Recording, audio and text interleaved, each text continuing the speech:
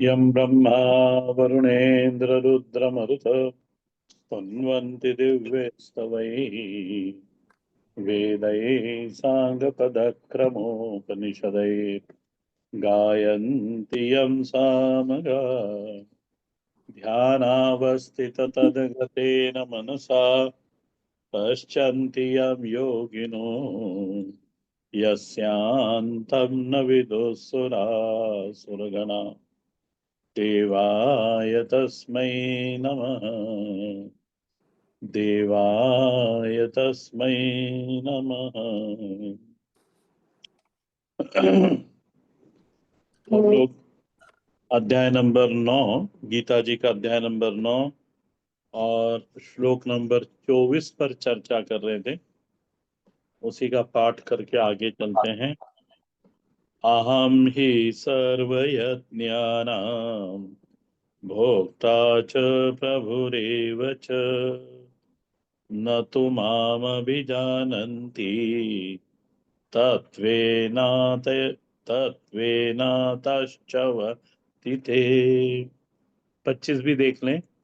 यान्ति देवव्रता देवान् पितॄन् यान्ति पितव्रताः पितव्रताः भूतानि यान्ति भूतेज्या यान्ति मद्याजिनोऽपि माम्। लास्ट क्लास में हम लोग चर्चा कर रहे थे अहम ही सर्व यज्ञानाम भोक्ता, और इसी पद को श्लोक के पहले पद को ही मैंने समझाया था और हमारी चर्चा पूरी भी हो गई थी कि यहाँ भोक्ता शब्द का अर्थ क्या है। तो अहम ही सर्व यज्ञानाम भोक्ता, परमात्मा ही परमात्मा परम अभोक्ता है। परमात्मा का जो मूल स्वरूप है वह अभोक्ता का स्वरूप है, परंतु प्रसंग के अनुसार इस श्लोक में, लास्ट क्लास में मैंने कहा था, अपेक्षा से परमात्मा इस श्लोक में अपने आप को भोक्ता ऐसा बोल रहे हैं। और आपको स्मरण में हो तो मैंने ये कहा था कि अर्जुन, भगवान कहते हैं अर्जुन, मैं तुम्हें देखकर यहाँ भोक्ता बोल रहा था। इसका अर्थ हुआ अपेक्षा से अपने को परमात्मा भोक्ता बोल रहे हैं। कक्षा के अंत में कहा था कि यहाँ भोक्ता सापेक्ष अर्थ में लेना चाहिए। ये गीता इस श्लोक का पहला पद है। दूसरे पद में परमात्मा कहते हैं कि अहम ही सर्व यज्ञानाम भोक्ता। दूसरे पद में कहा च प्रभु एव च। इसको देख लें, यज्ञों का कर्ता कौन है? प्रभु एव च का अर्थ आएगा यज्ञों का कर्ता कौन है। यज्ञ शब्द से आप जितने भी सत्कर्म होते हैं, जरूरी नहीं केवल अग्नि प्रज्वलित करके ही उसमें स्वाहा की ध्वनि की जाए। यज्ञ का अर्थ आप समष्टि से लेना। तीसरे अध्याय में जो यज्ञ का अर्थ है, सत्कर्म ही यज्ञ है। नहीं लेना तो मतलब तो जरूरत नहीं है। शीला माँ, आपका स्पीकर ऑन है?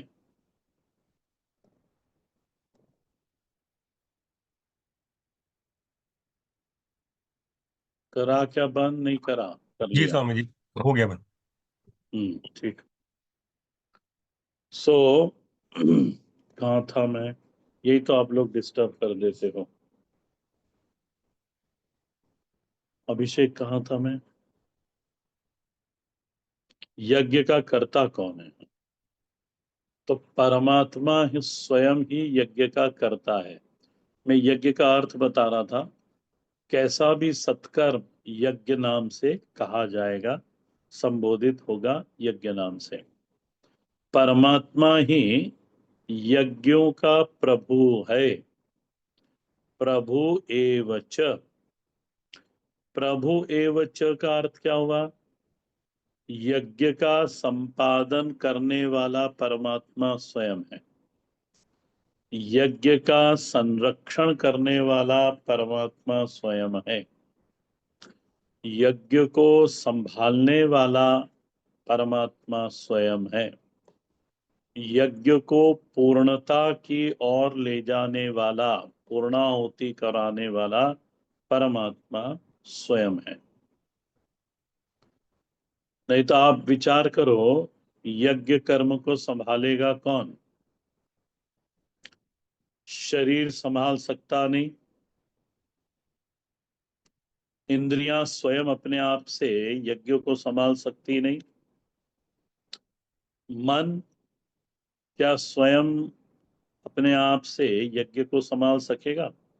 नहीं। अंततः संभालने वाला कौन है? वह परमात्मा जो मुझसे अभिन्न होकर अहम अहम रूप से अनुभूयमान परमात्मा है। वही परमात्मा यज्ञों को संभालता है। वही परमात्मा का मूल स्वरूप है। भगवान कहते हैं, अर्जुन, इस बात को लोग जानते नहीं। वे ये जानते हैं कि यज्ञों का भोक्ता कोई और ही है, यज्ञों का कर्ता कोई और ही है। कौन है? अर्जुन ने पूछा। क्या मानते हैं फिर लोग? तो लोग ऐसा समझते हैं, मानते हैं कि चित प्रतिबिंब ही भोक्ता है, चित प्रतिबिंब ही करता है। ये चित प्रतिबिंब भी बोलते हैं और उस चित प्रतिबिंब के साथ है शब्द भी बोलते हैं। अर्जुन, यही भ्रांति है।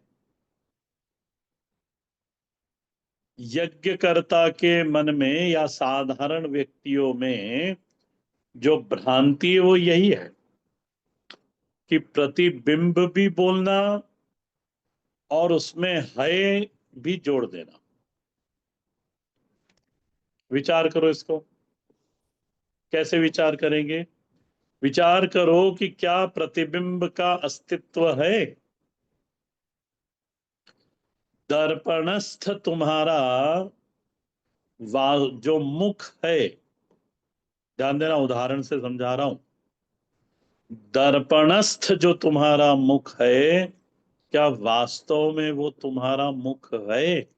विचार करो। दूसरे शब्दों में बोल देता हूं, दर्पण में प्रतिबिंब जो हमारा आपका मुख है, क्या वो वास्तविक है? इसलिए यदि विचार ठीक से करा होगा तो प्रतिबिंब के साथ है लगता नहीं। वास्तव में वो है ही नहीं तो है लगेगा नहीं। ये ये रहस्य है। तो माम न अभिजानंति, नीचे की पंक्ति में आ गया में, माम न अभिजानंति, तो नहीं जानने। अर्जुन ने पूछा कि वो इस तरह से नहीं जानते, तुम्हारा नुकसान क्या होगा? तो कहते नुकसान क्या हुआ? बोले नहीं, नहीं जानने से नुकसान ज्यादा तो होता नहीं। भगवान कहते हैं कि तत्वेन अतः च्यवन्ति ते, श्लोक का अंतिम पद, तत्वेन अतः च्यवन्ति ते, वे लोग तत्व से वंचित रह जाते हैं। तत्व इति सत्य, तत्व इति परमात्मा। बस अर्जुन, इतना ही नुकसान है कि वे लोग तत्व से वंचित रह जाते हैं। जब वे किसी अन्य देवता को यज्ञ का स्वामी मानते हैं, जब वो किसी अन्य देवता को यज्ञ का कर्ता भोक्ता ऐसा मानते हैं, तो यज्ञ का भोक्ता माने क्या, थोड़ा सा इस पे भी समझ लो कि यज्ञ का भोक्ता मानते हैं दूसरे देवता को, उसका अभिप्राय क्या हुआ। माने जब वो आहुति देते हैं, तो अब वो यज्ञ, क्योंकि व्यापक रूप में इसी शब्द अग्निहोत्र को यज्ञ कहते हैं, तो मैं उसी का उदाहरण लेके चल रहा हूं और उससे जल्दी समझ में आ जाएगा कि जब वो आहुति देते हैं और कहते हैं इंद्राय स्वाहा, तो बुद्धि में वृत्ति क्या बनी उस समय कि ये जो आहुति मैंने अग्नि को समर्पित करी, इसका भोक्ता इंद्र है। यह अग्नि इंद्र देवता को जाकर ये क्या बोलते हैं, आहुति समर्पित करेगी। इस तरह से अन्य देवता, और भी देवता होते, वरुणाय नमः, यमाय नमः, यमाय स्वाहा, वरुणाय स्वाहा। आपने कभी यज्ञ इत्यादि कर्मकांड में देखे होंगे तो सर्वत्र भद्रमंडल के ऊपर सारे देवी देवता आवाहित किए जाते हैं, तब भागवत इत्यादि का यज्ञ किया जाता है, और जितने देवता आवाहित देवता हैं सभी को आहुति दी जाती है। उसमें 1.5 घंटा तो ऐसे ही लग जाता है। मूल आहुति शुरू होने से पहले जितने भी आवाहित देवता हैं सबको महाराज आहुति दी जाती है। तो इस तरह से अन्य देवता, तो हर आहुति का भोक्ता कोई दूसरा देवता होगा जो मुझसे भिन्न है और मेरा शासक है, और मेरी इच्छा को वह पूरी करेगा। जब इस मान्यता के साथ व्यक्ति यज्ञ करता है, पूजन करता है, तो कोई ज्यादा नुकसान होता नहीं अर्जुन उसका। बस इतना ही है कि वो तत्व की जो तात्विक जो स्थिति है, वो तात्विक स्थिति से दूर हो जाता है, तात्विक स्थिति उससे दूर रहती है।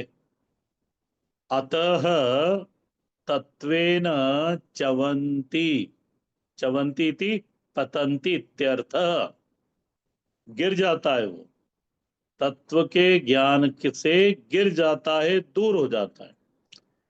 भगवान भाष्यकार लिखते हैं कि यज्ञ करने का जो असली फल है वो तो तत्व का ज्ञान ही है,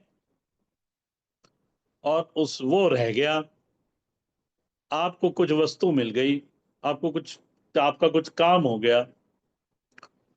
अर्जुन ने पूछा कि भगवान आप यह कहना चाहते हो कि उस व्यक्ति को यज्ञ का फल मिलता नहीं।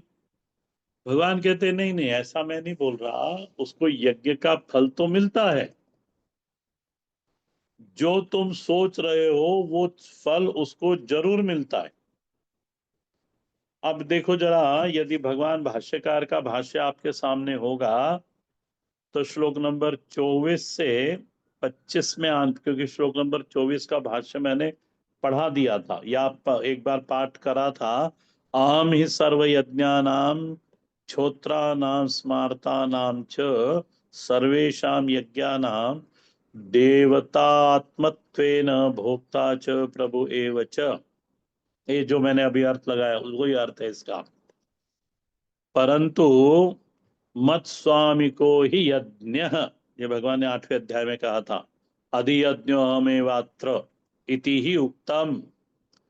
अब जो मैंने 8वें अध्याय में समझा दिया था वो महाराज इन लोगों को मालूम नहीं, समझे नहीं। तथा न तो माम अभिजानान्ति तत्वेन यथावत, इसलिए मेरा इनको यथावत ज्ञान मालूम नहीं। अतः च अविधि पूर्वकम इष्ट्वा, अविधि पूर्वक न जानते हुए वो यजन करते हैं। यज्ञ फलाच्चवंती, यज्ञ फल से वंचित रह जाते हैं।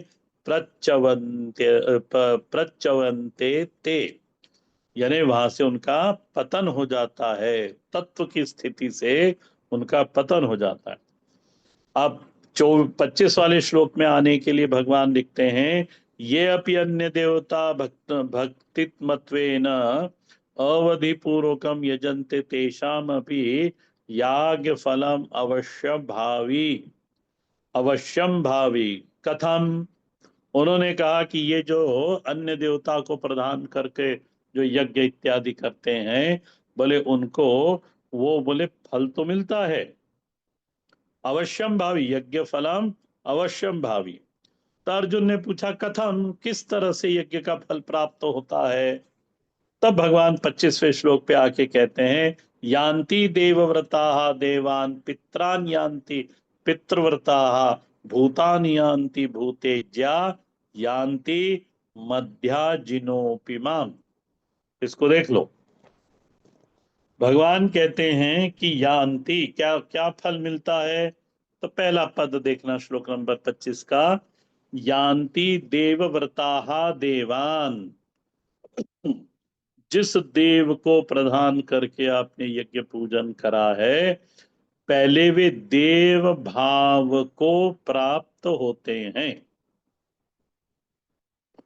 देखो, भगवान शंकर को भी परमात्मा न समझ के एक देव समझना। मैंने लास्ट क्लास में कहा था, भगवान विष्णु को परमात्मा नहीं समझकर क्या समझा, तो देव समझा। तो देव वृत्ति उनके भीतर आवेगी। उदाहरण से यदि मैं समझाऊं, यदि आप काशी गए होगे, कुंभ गए होगे, तो आप देखते हैं लोग, बहुत सारे साधु महादेव जी का रूप धारण करके रहते हैं। कोई हाथ में त्रिशूल लेता है, कोई पूरे भस्म धारण करे रहते हैं। हम भी त्रिपुंड लगाते हैं चंदन का, कोई भस्म का त्रिपुंड लगाते हैं। तो ये सब क्या है कि पहले ये उपासना के अंतर्गत आएगा। पहले देव भाव आता है। इस लोक में, इस लोक में ने इस शरीर में रहते हुए उस देव भाव को प्राप्त करते हैं। देव वृत्ति हमारे हृदय में उस देव के प्रति वृत्ति, प्रधान वृत्ति बनती है। अच्छा, और यही देव वृत्ति, यही जो हृदय के अंदर प्रधानत्व बना उस देवता का, वही देव हमारी योगक्षेम पूरा वहन करता है, हमारी रक्षा करता है, हमारा संरक्षण करता है। वो बिल्कुल ये करता है, बनी बात है ये अनुभव सिद्ध है। कारिका में आया है, वो लिख, वहां पर कारिकाकार लिखते हैं, यम भावम दर्शयते यस्य तम भावम सम उपैति सह पुष्यति अवति भूत्वा सौ। ये मांडुक्य कारिका में आया है, यम भावम दर्शयते यस्य तम भावम सम उपैति सह पुष्यति अवति भूत्वा सौ। अवति, अवति यानी क्या, उस साधक की रक्षा करता है। वो देव वृत्ति, वो जो प्रधान देव वृत्ति बनी हमारे हृदय के अंदर, वो देव वृत्ति जिसके भीतर वो वृत्ति बनी, उसकी रक्षा करती है। आगे लिखा पुष्यति, पोषण करती है, माने योगक्षेम का वहन करती है, रोग आरोग्य का, उसका वहन का, आरोग्य का भी वहन करती है। कौन है ये अवति और पुष्यति, कौन करता है, ये तत्व ही है। क्या होकर वो आपका योगक्षेम का वहन कर रहा है, तो वहां कारिकाकार लिखते हैं भूतवा सौ, वही हो करके, क्या हो करके, जिसकी वृत्ति तुमने बनाई है, जिसके बारे में तुमने सोचा है, वही वो सोचा हुआ देव, ये तत्व, वही वो सोचा हुआ देव बन जाता है। जैसे शुरुआत में मैंने उदाहरण दिया था, इंद्राय स्वाहा, तो हमारी वृत्ति बनी कि ये आहुति इंद्र देव को गई, और मैंने जो आहुति दी ये इंद्रदेव को गई, अब इंद्रदेव मेरी रक्षा करेंगे, ये भाव बना। तब देखो कैसा होता है, तत्व जो है, ये तत्व बेचारा पहले इंद्र बनेगा, फिर वो तत्व इंद्र बनेगा, तब ऐरावत हाथी पर बैठेगा, हाथ में वज्रहस्त होगा, और फिर आपकी रक्षा के लिए आपके सामने आवेगा, या कहो आपका कार्य पूरा करने के लिए वह आपके सामने आएगा। तो है मूल रूप में तो तत्व ही, हमने क्योंकि उसको इंद्र कहकर पुकारा, इंद्र बना दिया, तो इंद्र बनकर आ गया। ये रहस्य है। इस तरह से जैसे रामचरितमानस में यही प्रसंग चल रहा है कि जैसा आप नाम रूप छोड़ दो, हाँ, रूप और निर्गुण निराकार छोड़ दो, आप तो नाम को जपो, जैसा परमात्मा होगा वैसे सामने आके खड़ा हो जाएगा। तो कैसा आके खड़ा होगा? आप यदि उसको सगुण समझते हो तो सगुण साकार आके खड़ा हो जाएगा, यदि आप निर्गुण निराकार होगे तो निर्गुण निराकार का हृदय में या बुद्धि में अनुभव हो जाएगा। ये तो परमात्मा इसलिए कहते हैं कि मैं ही हूं जो यज्ञों की रक्षा करता हूं, मैं ही हूं जो यज्ञ भोगता हूं, लेकिन जो तुमने सोचा वह बनकर मैं रक्षा करता हूं, वह बनकर मैं भोगता हूं। तो श्लोक को देखना, 25 वाले को, देवव्रता देवान यान्ति। इस तरह से देवता की प्रधानता से वह देव को, देव वृत्ति को प्राप्त होता है, और देहपात हो जाने के बाद उस देव के लोक में वो चला जाता है। दूसरा, पितृव्रता पितृन यान्ति। और जो पितृ लोगों को अपना इष्ट मानते हैं, आप इधर पहाड़ों में चले जाओ, उत्तराखंड, क्या बोलते हैं, अल्मोड़ा वगैरह, यहाँ पे पितरों को खूब ज्यादा प्रधानता दी जाती है। उज्जैन में कुछ क्षेत्र ऐसे हैं कि जहाँ पितरों को प्रधानता दी जाती है। नासिक महाराष्ट्र में कुछ ऐसे, कुछ परिवार ऐसे, ऐसा ले लो आप, जो पितरों को ही प्रधानता दी जाती है। सब कुछ उनके हर पूजन में वो पितरों का चित्र ला के रख देंगे और बोले पहले इनकी पूजन करो। वो ऐसा होता है। तो पितृव्रतान पितृन यान्ति, तो वो फिर अंत में पितृभाव को, इस लोक में तो पितृभाव को प्राप्त होते हैं, उनके गुण और धर्म उनको प्राप्त हो जाते हैं, और देहपात के बाद वो पितृलोक में चले जाते हैं। और अंतिम भगवान कहते हैं, लास्ट बट वन कहते हैं कि भूतेज्या भूतान यान्ति। ये भी है एक, कि प्रेत का यजन करने वाले,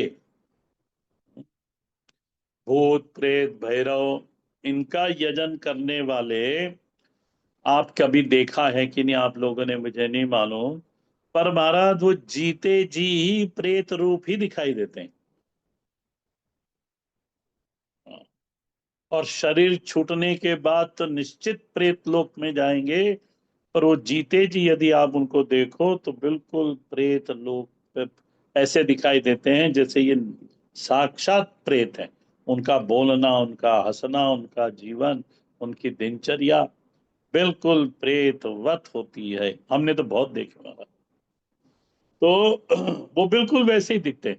तो उपासक, जो इसका सिद्धांत बताऊंगा मैं आपको, तो इस तरह का भूतेज्या, जो भूतों का यजन करता है, वो अंतिम वो भूत की ही यान्ति, यानी प्राप्ति, वो भूत लोक की ही उनको प्राप्ति हो जाती है। इसलिए जो प्रेत इत्यादि का यजन करने वाले लोग हैं, इनके निश्चित अंत में निश्चित रूप से अधोगति ही होती है। अच्छा, ठीक इसी प्रकार भगवान फिर कहते हैं कि जब इस तरह की है तो ये फिर मेरे लिए भी लागू होगी। लास्ट पद देख लेना, मध्याजिनः माम अपि यान्ति। जो मेरा यजन करता है, अब ध्यान देना, ज्ञान पूर्वक जो मेरा यजन करता है, वह अंतिम में माम अपि यान्ति, वो मेरे को प्राप्त कर जाता है। माम शब्द का अर्थ मैं पहले ही बता चुका हूं, पर और देख लो कि माम यानी क्या। तो माम यानी जो हृदयस्थ परमात्मा है, निर्गुण निराकार परमात्मा है, जो मूल तत्व है जिसको वेदों ने ब्रह्म कह के पुकारा है, ये बोले वहीं उनको प्राप्त कर जाता है, माने वह मुक्त हो जाता है। मध्याजी माम शब्द भगवान श्री कृष्ण, यानी भक्ति दृष्टि से देखोगे तो यशोदा नंदन कृष्ण, और यदि ज्ञान की दृष्टि, क्योंकि ज्ञान का प्रसंग चल रहा है, तो ज्ञान की दृष्टि से देखेंगे तो ये जो मुझसे अभिन्न सदघन चिदघन आनंद घन जो अहम रूप से मुझे अनुभूयमान हो रहा है, वही ये परमात्मा है, उससे तो एक है ही। और फिर इस शरीर के बाद यानी जीते जी भी ऐसा हो जाता है, उसी के गुणधर्म उसी जैसा प्राप्त हो जाती, उसकी स्थिति प्राप्त हो जाती है, और फिर मरने के बाद या शरीर पात के बाद मुक्ति हो जाती है। तो सुनो अर्जुन, कहाँ तो मेरी प्राप्ति, और कहाँ तो वो मणिकर्णिका के घाट, मणिकर्णिका का घाट के दक्षिण भाग में जो पुराना पीपल का वृक्ष है, उस पीपल के वृक्ष की दक्षिण दिशा की जो डाली है, उसके ऊपर जाके महाराज बैठ जाना, वो ज्यादा अच्छा है कि मुझे प्राप्त करना ज्यादा अच्छा है। हाँ, वो जो डाली है दक्षिण दिशा वाली, वो बिना हवा चले हलती है, माने उस पे कोई बैठा, कौन है? वो यही है, भूतेज्या भूतानि यान्ति। इसका भाष्य देख लें।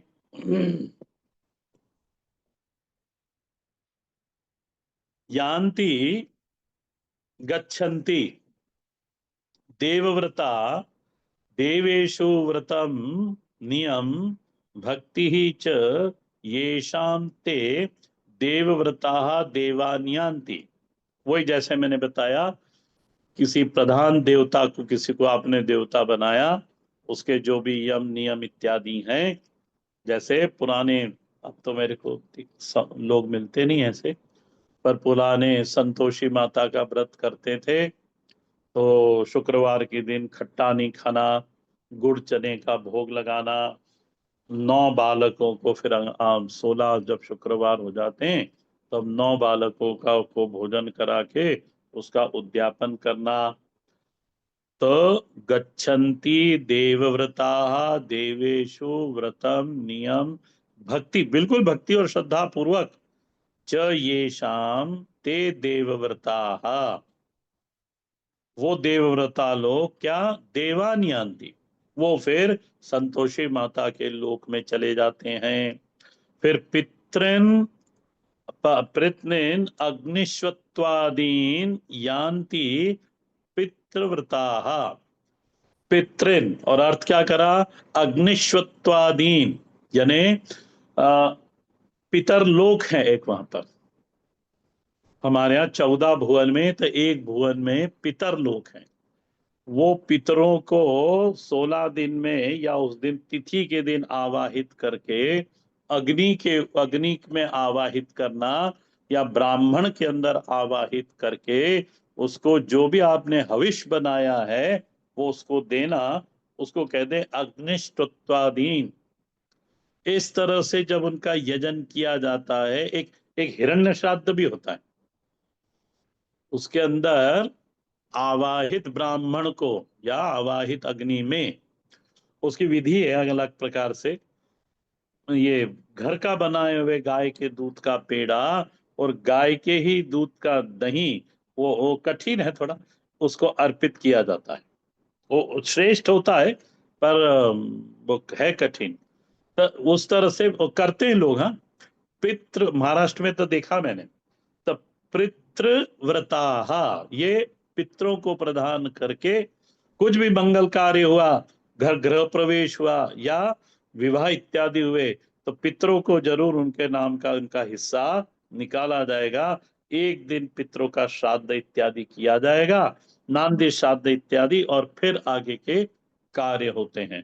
तो इस तरह से पितृव्रता, वो क्या होते हैं, श्रद्धाधीन क्रियापरा पितृभक्ता, वो पितृलोक में चले जाते हैं।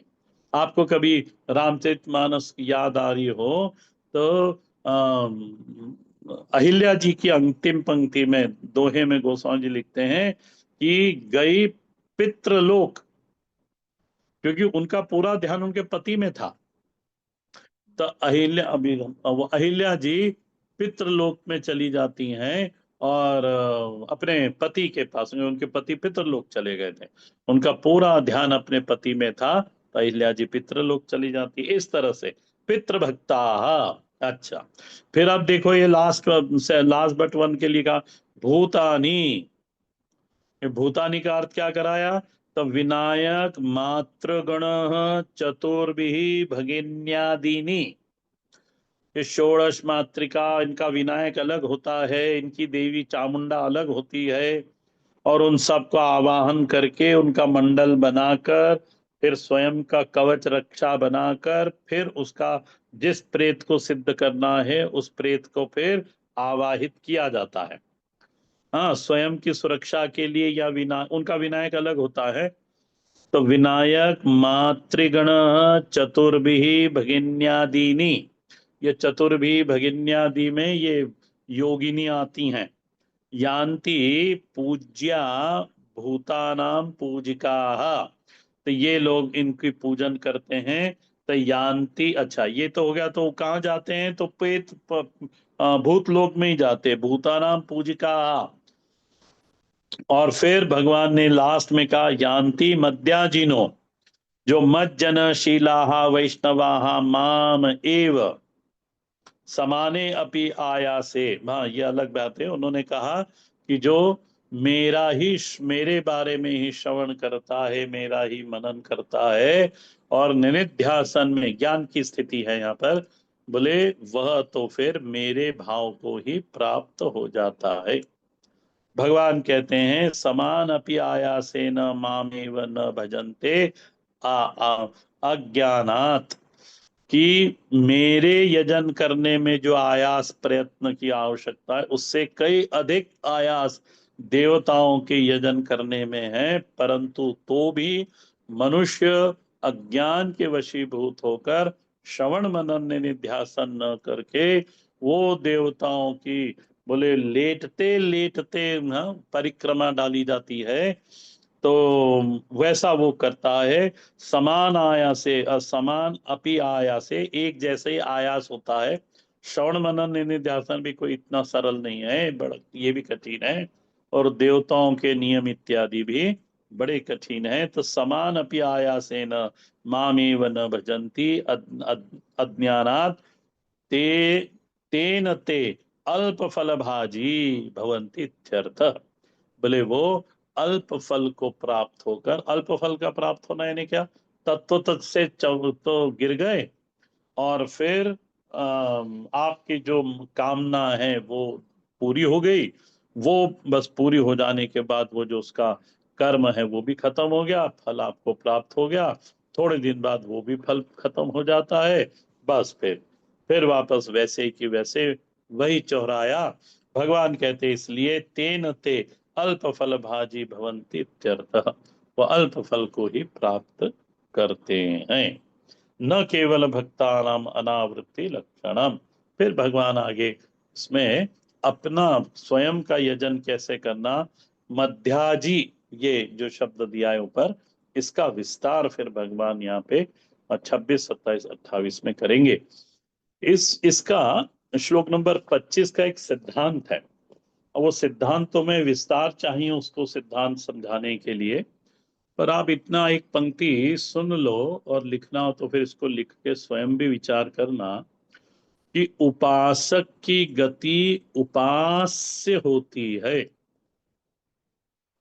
अब इसमें फिर है ना समझाने वाली सिद्धांत, इस पंक्ति को समझाना है, ये सूत्रात्मक है, इसको फिर समझाना पड़ता है कि उपासक की गति उपास्य होती है। तो उपासक कौन है? अच्छा, फिर उसका उपास्य कौन है? फिर उपासक और उपासक का संबंध कैसे बना? और यदि आप कह रहे हो कि उपासक की गति उपास्य ही है, तो बोले इसको थोड़ा हमें समझाओ।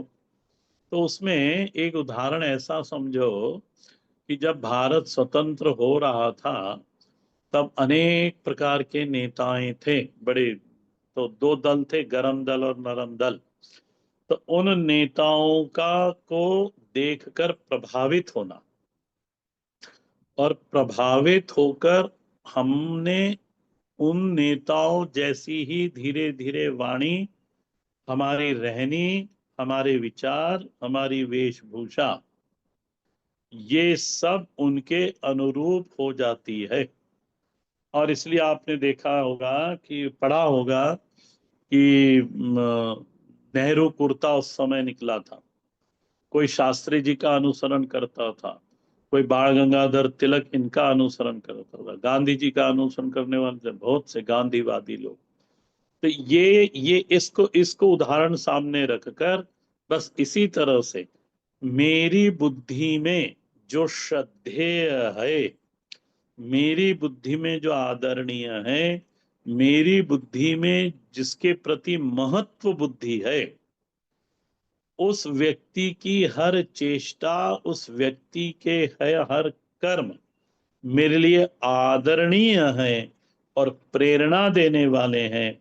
इसलिए मैंने उनको अपना आदर्श बनाया और बस उस आदर्श की ओर मैं बढ़ रहा हूं। ये उदाहरण है। अब ये इस दृष्टांत को आप दृष्टांत में घटाना, ठीक इसी तरह से हमारे स्वभाव के अनुसार इष्ट का निर्धारण होता है, हमारे स्वभाव के अनुसार उपासक का निर्धारण होता है। और फिर मैं साधक उस उपास्य से जुड़ता हूं, तब मेरा नाम उपासक ऐसा पड़ा। और फिर वह मेरी रहनी, मेरी वाणी, मेरे विचार, मेरी वेशभूषा धीरे धीरे धीरे उनके अनुरूप हो जाती। इसलिए मैंने कहा था कि काशी में आप जाओ या कुंभ में गए होंगे तो आपको बहुत सारे महादेव जी का रूप धारण करके दिखे होंगे। दक्षिण भारत में ये जो क्या बोलते हैं, तिरुपति के उपासक हैं, ये सब भगवान तिरुपति जैसा श्रृंगार करते हैं, तिलक भी वैसा ही धारण करते हैं। और फिर क्योंकि भगवान तिरुपति ऐश्वर्य संपन्न है, इसलिए उनका जीवन भी ऐश्वर्य संपन्न होता है। इधर महादेव जी के भक्त परम विरक्त होते हैं, तो इनका जीवन भी परम विरक्त जैसा हो जाता है। तो मन उनका अनुसरण करने लगता है, तो और जी धीरे धीरे मेरे बहिर अंग भी उनका अनुसरण करने लगते हैं, माने मेरी गति भी उसी तरह से होने लगी। ये बिल्कुल स्वाभाविक है। कभी कभी बहिरंग अनुसरण होता है, कभी कभी अंतरंग अनुसरण होता है, और कभी दोनों ही हो जाते हैं। ये उपासना का रहस्य है। और फिर वही जो देवता है, जब गहरी उपासना होती है और उस उपासना में अब आपको कोई काम्य फल नहीं रह जाता, तब चित्त शुद्धि होकर वो ज्ञान की तरफ आपको पर वही इष्ट आपका ज्ञान की तरफ उसको आपको भेज देता है। ये इसका रहस्य है। इसमें और भी कोई बातें हैं तो मैं अगली क्लास में उसको देखूंगा, और फिर जैसा समय मिलेगा वैसा उसको बताते जाऊंगा। इसमें सत्व रजस तमो गुण के ऊपर भी इष्ट का निर्धारण होता है, उसको हम अगली क्लास में देखेंगे। अभी मैं आज भगवान श्री आदित्य